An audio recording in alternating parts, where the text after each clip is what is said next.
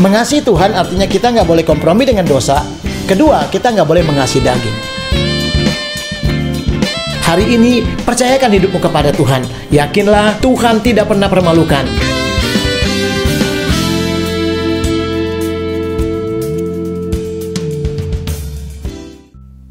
Shalom saudara, pagi ini kita berjumpa kembali dalam Mas Murni.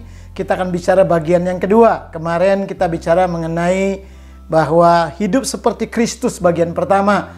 Lalu kita sudah belajar bahwa bagaimana caranya hidup dalam kebenaran dan berkata jujur. Tapi hari ini kita akan belajar lagi bahwa bagaimana hidup seperti Kristus. Saudara, kita lihat lagi ayatnya, Amsal pasal 1 ayat 15. Hai anakku, janganlah engkau hidup menurut tingkah laku mereka. Tahanlah kakimu daripada jalan mereka.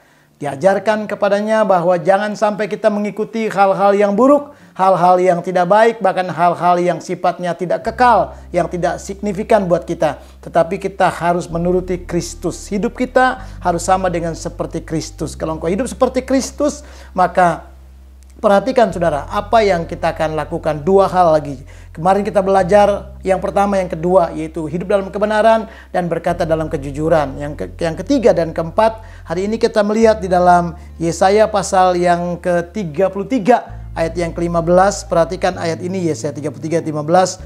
Orang yang hidup dalam kebenaran, yang berbicara dengan jujur. Kemarin pagi kita sudah bahas ini.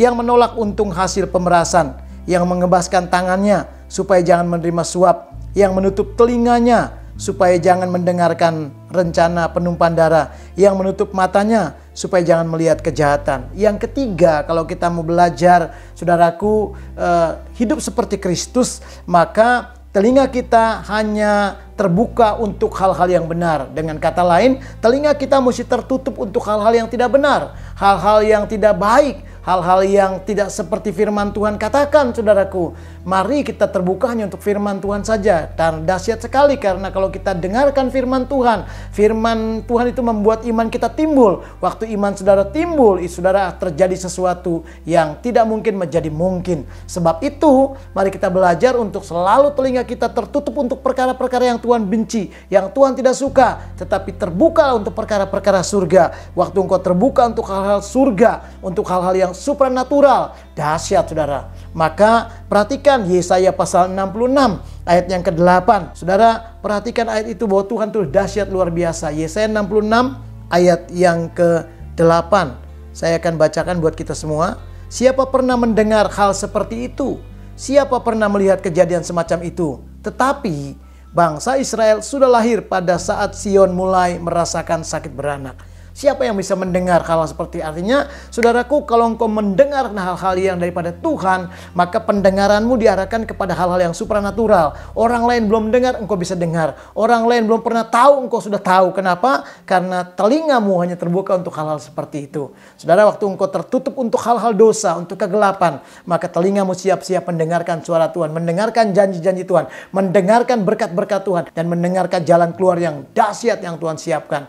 Mari hari ini, kalau begitu, hidup seperti Kristus. Yang ketiga adalah kita belajar untuk telinga kita terbuka untuk yang benar, tapi tertutup untuk hal-hal yang tidak dikehendaki oleh Tuhan. Maka engkau akan melihat ketika engkau terbuka untuk hal-hal yang benar, maka saya percaya telingamu akan selalu diberkati dengan perkara-perkara yang supranatural. Saudara, perkara-perkara yang hebat daripada Tuhan, perkara-perkara yang dahsyat yang daripada Tuhan. Saudara, rahasia-rahasia surga akan dibukakan. Perkara-perkara yang, saudaraku, untuk masalah bisnis kita akan diberikan, saudaraku, pencerahannya. Lalu kita akan lihat, wah, tidak akan pernah gentar. Karena berkat Tuhan disediakan buat kita semua.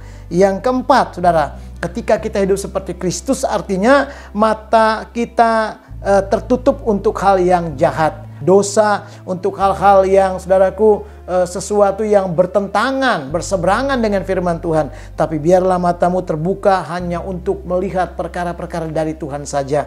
Yesaya pasal 66 ayat 18. Mereka akan datang dan melihat kemuliaanku. Kalau kita terbuka hanya untuk perkara-perkara surga, mata kita hanya kita arahkan kepada Tuhan, tidak mau melihat yang lain, yang gelap, yang dosa, yang dilarang oleh firman Tuhan. Waktu engkau melihat perkara-perkara surga, melihat hanya kepada Tuhan, saya percaya percaya matamu akan memandang kemuliaannya Tuhan. Ketika kemuliaan Tuhan kau akan lihat, ketika kemuliaan Tuhan kau akan dapatkan, saya percaya masalahmu selesai. Persoalan-persoalanmu sudah akan ada jalan keluar. Segala penyakitmu akan ada mujizat-mujizat yang menyembuhkan. Kesembuhan terjadi, mujizat terjadi, kelepasan terjadi. Kenapa? Karena kemuliaan Tuhan itu dahsyat. Sebab itu kalau engkau rindukan hal ini saudaraku, biarlah engkau menutup matamu untuk perkara-perkara yang di luar kebenarannya. Tetapi bukalah matamu untuk perkara-perkara surga. Maka saya yakin waktu engkau memandang Tuhan, ada berkat kemuliaan, ada kuasa kemuliaan, keluarga kita diberkati. Menjadi perjalanan hidup itu menjadi perjalanan yang hebat bersama dengan Tuhan. Sepanjang hari ini saya percaya